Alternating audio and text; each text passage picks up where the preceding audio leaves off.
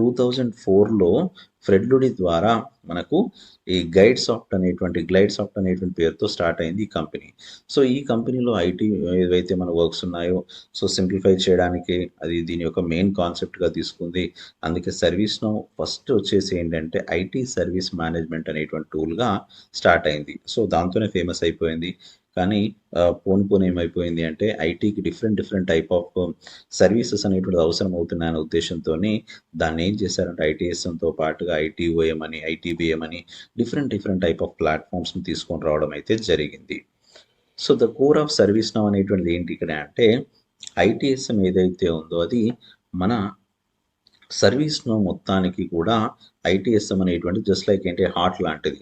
అంటే ఏంటి ఇక్కడ మొత్తం సర్వీస్ మేనేజ్మెంట్ అనేటువంటిది ఏదైతే ఉందో ఐటీకి సంబంధించినటువంటి మొత్తం హెల్ప్ అంతా కూడా ఈ సర్వీస్ మేనేజ్మెంట్లోనే ఎక్కువగా ఉంటాయి.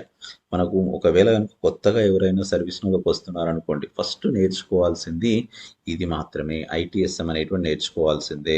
దీనిలో ఇన్సిడెంట్ మేనేజ్మెంట్ అని ఉంటుంది, చేంజ్ మేనేజ్మెంట్ అని ఉంటుంది, అదేవిధంగా ప్రాబ్లమ్ మేనేజ్మెంట్